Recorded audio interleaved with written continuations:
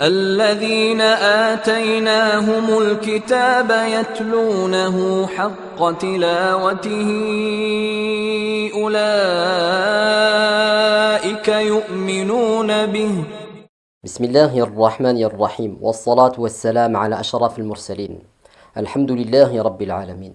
الحمد لله الذي أنزل على عبده الكتاب ولم يجعل له عوجا. الحمد لله الذي هدانا لهذا وما كنا لنهتدي لولا أن هدانا الله.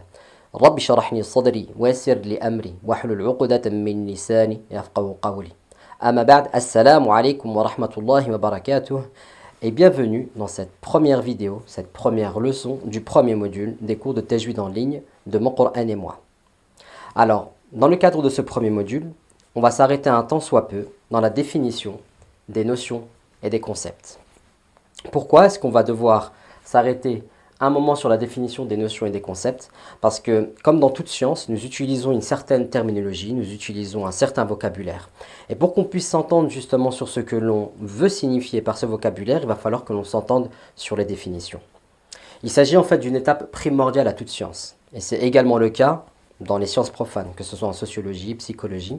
Il y a des mots que l'on utilise partout, mais en fonction du contexte, elles auront une définition différente. C'est pour ça qu'on appelle ça des notions et des concepts.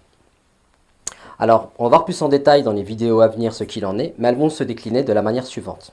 Vous avez la programmation qui est juste ici. C'est-à-dire que nous allons voir qu'est-ce que le Coran. Vous allez me dire qu'on sait tous ce qu'est le Coran. Le Coran est la parole d'Allah.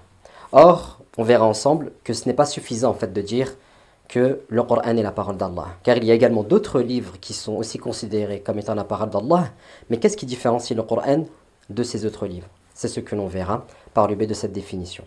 Et on va passer un temps sur la définition du Coran et on comprendra la nécessité à ce moment-là de s'arrêter sur la définition des termes. Tout simplement parce que lorsque l'on définit une chose, on définit ce qu'elle est, mais surtout ce qu'elle n'est pas.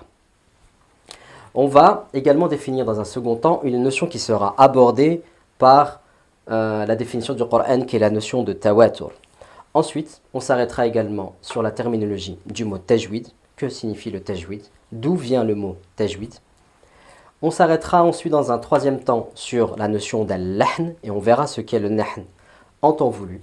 Et également, comme vous pouvez le voir, il y a deux catégories de lahn, al-lahn al-khafi ou al-lahn al-jali. Et tout ça, on le verra dans les vidéos suivantes avec ce module 1 qui est un module d'introduction aux sciences du tajwid. Alors je vous donne rendez-vous avec la vidéo suivante, bi'idnillah, afin que nous abordions la notion de Qur'an.